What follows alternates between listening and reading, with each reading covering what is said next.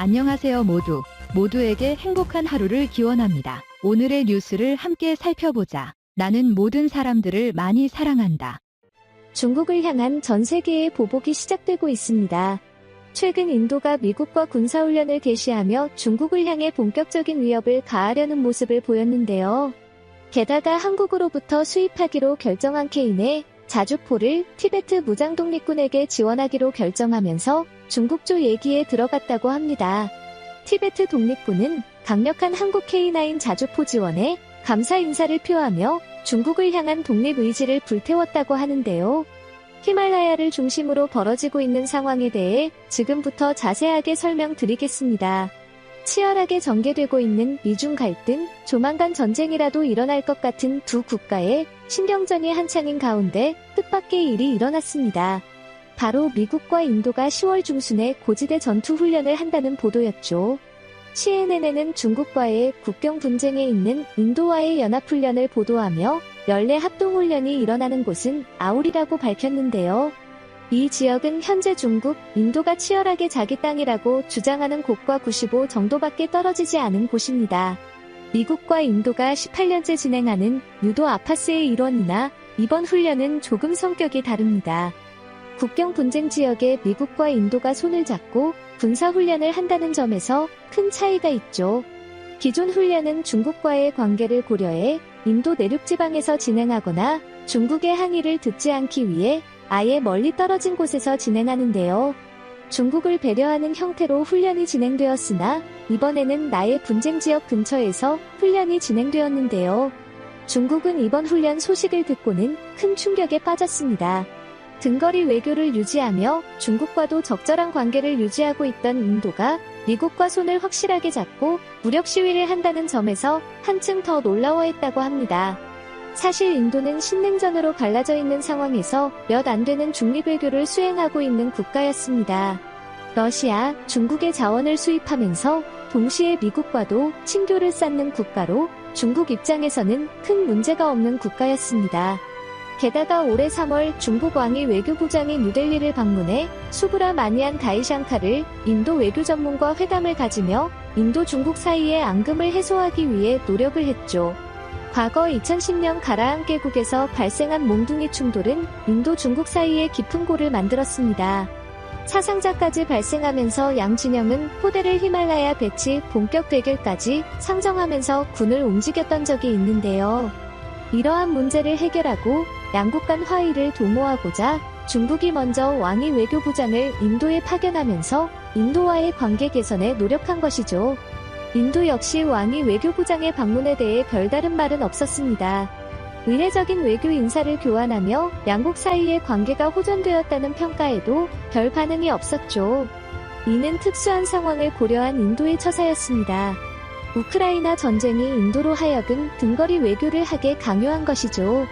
미국과 손을 잡는 것도 러시아와 손을 잡는 것도 둘 다 가능하다는 자세를 취하며 실리 외교에 나선 인도는 앙금이 있는 중국에게도 특별히 거부 반응을 보이지 않고 왕이 외교부장을 맞이한 곳입니다. 중국 입장에서는 한시름 놓인 상황이었습니다. 인도까지 적으로 돌리면 중국의 편이라고 할 수 있는 국가가 그리 많지 않았기에 3월에 있던 회담을 중국은 긍정적으로 해석했죠. 그런데 알고 보니 온전한 중국의 착각이었던 것이 드러난 것입니다. 심지어 인도는 첨단 방공 미사일 S-400을 중국 국경에 배치할 것을 알리며 중국에 간다면 선을 하게 만들었죠. 인도 언론인 타임스 오브 인디아에 따르면 5개 포대 중 두 번째 포대가 인도 항구를 통해 들어오고 있으며 조만간 히말라야 인근에 배치될 것으로 바라봤습니다. 앞서 지난해 12월 S-400 초포대를 도입해 북부 펀자브 지역에 배치하는 모습을 보였던 인도는 본격적으로 군비 증강에 나선 곳입니다. 인도는 중국과의 교전을 잊지 않았던 곳입니다. 몽둥이 충돌의 교훈으로 인도는 잊지 않았던 것이죠. 심지어 더 놀라운 소식도 전해졌는데요. 인도 현지 언론에 따르면 한국으로부터 수입한 K9 자주포를 추가로 더 들여올 것이며 이 무기는 인도군만 사용하는 곳이 아니라 티베트 독립군에게 공유할 수도 있다는 보도를 한 곳이죠. 미국과 인도의 연합으로 끝나는 것이 아니라 중국을 압박하기 위한 카드로 티베트 독립군의 부족한 화력까지 인도가 지원하겠다고 나선 곳입니다. 중국 입장에서는 그동안 잠잠했던 티베트 독립군까지 고려해서 상대해야 할 상황이죠. 티베트는 달라이 라마를 중심으로 중국과 독립운동을 벌여왔습니다. 초창기에 중국군이 티베트를 강제로 병합할 때 많은 티베트인들이 중국의 합병에 반대하며 무기를 들었죠. 달라이 라마는 이들 티베트인들의 정신적 지주로 활동하며 이들 무장 조직은 물론이고 중국 소수민족의 빛이 되었습니다. 하지만 시간이 흐르고 중국의 소수민족 동화 정책이 성공을 거두며 달라이 라마의 영향력은 티베트에서 줄어들었죠. 결국 티베트 독립군과 저항 세력은 티베트를 벗어나야 했습니다. 중국의 집요한 소수민족 탄압에 못 이긴 이들은 그들을 도와준 인도로 방향을 틀어야 했습니다.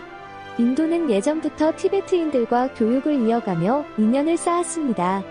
티베트와의 인연을 생각한 인도는 망명을 요청한 달라이 라마를 받아들였고 망명정부 조직과 티베트 저항군 세력을 받아들였죠.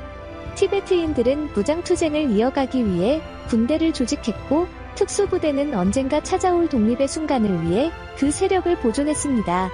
그들은 인도 정부의 지원을 기꺼이 받으며 조직을 운영했죠. 국제무대에 티베트 저항군이 모습을 드러낸 것은 최근입니다. 인도, 중국 영토 분쟁이 일어났을 때 이들 티베트 특수부대가 인도 소속 부대로 알려지면서 국제무대에 그 이름을 떨친 곳인데요. 이들 특수부대 요원들은 경제적으로 그들을 도와주는 인도 정부의 일을 처리하는 모습을 보여주었습니다. 5,000명 규모의 이 특수부대는 파키스탄과 방글라데시 독립전쟁 때 모습을 보이며 인도를 돕는 원군이 되었죠. 인도 정부 역시 자신들을 도운 티베트군과 인연을 지속했습니다. 이들에게 가장 필요한 것은 화력이었습니다. 강력한 화력으로 중국군에 퇴치하는 것이 수건이었던 이들은 외부에서 수입한 강력한 무기가 필요했죠. 인도 정부가 케인의 자주포를 이들에게 제공한 것은 이런 연유 때문입니다. 히말라야 산맥에서 오랜 세월 생활했던 이들의 무기를 그 누구보다도 잘 활용할 수 있는 조직. 중국에게 받은 아픔을 잊지 않은 인도는 티베트인들에게 무기를 지원해주면서 중국을 압박하는 것은 물론이고 티베트인들에게 은혜를 베풀게 된 셈입니다. 티베트 독립군 입장에서 무기 하나가 아쉬운 상황에 인도의 도움을 마다할 이유가 없었습니다. 인도-미국 티베트의 삼각협력은 중국에게 큰 위협이 되었죠. 티베트 망명정부의 수장이자 백악관에 초청받은 인사이기도 한 롭상 상가의 총리는 이번 지원에 감사하다는 반응을 보이며 한국 무기의 우수함은 일찍이 알고 있었다는 말과 함께 한국의 지원 덕분에 티베트가 강력한 힘을 얻을 수 있었다는 말을 남겼다고 합니다. 인도 언론을 통해 공개된 티베트 독립군은 조직을 다시 규합, 티베트에 있는 중국 인민해방군을 상대로 또다시 전의를 불태울 생각이라고 하죠. 인도 역시 이들 함께 움직일 예정이라고 하는데요. 최근 인도군이 티베트어를 배우면서 티베트인들의 생활에 대해 공부하고 있다는 기사가 나왔는데요. 티베트 독립군까지 개입되었다는 소식에 중국 정부는 다급하게 대책 마련에 들어갔다고 합니다. 중국은 히말라야 접경지대 2개 사단을 배치한 것에 이어 2개 사단을 추가로 배치해 총 4개 사단을 주면서 병력을 강화하는 한편 2090 탱크를 버리고 3세대 탱크로 교체하는 모습을 보였습니다. 탱크의 사격 통제 장치 기능도 개선하는 한편 장갑차도 구형 ZBC의 공판에서 ZT-11로 교체하면서 질적 변화도 꽤 있죠. 중국군의 연탐도 본격적으로 진행되었습니다. 북부 우타라고한 도주의 실제 통제선에 중국군 100명이 넘는 일도 벌어졌죠. 인도도 즉각 중국의 행동에 반격하는 모습을 보였습니다. 가장 먼저 경제적인 압박이 들어갔는데요. 최근 인도는 10만원대 저가 중국산 스마트폰의 판매 금지를 선언했습니다. 인도 저가폰 시장의 80%를 중국 스마트폰 업체가 장악하고 있기에 중국 스마트폰 업체 입장에서는 인도 시장이 차지하는 비중이 엄청난 상황. 그런데 인도 정부가 보복 조치로 중국 스마트폰을 쫓아내겠다고 나선 것이기에 중국 업체가 입은 피해는 천문학적 규모라 할 수 있습니다. 구체적인 방침도 공개가 되었는데요. 중국 기업이 만든 1만 2천 루피에 하나로 약 20만원 수준의 족가본에 인도 시장에서 팔지 못하게 제한하기로 결정한 것이죠. 스리랑카의 영향력을 행사하려는 중국을 막는 행보도 보였는데요. 스리랑카 외교부는 자국 한번 도타항에 입항하려던 중국 선박위안항 5호와 관련 정박을 연기해달라는 요청을 중국에 보냈습니다. 위안항5는 중국 인민해방군의 전략지원부대가 운영하는 선박 중국군의 영향 아래에 놓여있는 선박인데요. 처음에는 입항을 허락했던 스리랑카가 해도로 바꾼 이유에는 인도의 압력이 있었다는 분석이 나왔습니다. 심각한 경제난에 빠져있는 스리랑카에 인도가 차관을 대여하며 중국을 밀어내고 최대 채권자로 등극하면서 중국의 간섭을 원천 차단하는 식으로 중국을 방해한 것이죠. 중국을 배제하려는 인도의 움직임이 강화되면서 중국은 국제사회에서 더욱 고립되고 있는데요. 본격적으로 중국 조이기에 나선 인도 행보에 박수를 보내며 티베트군이 한국해인 아닌 자주포를 이용해 독립을 할 수 있기를 기원해 보겠습니다. CJ 주셔서 감사합니다.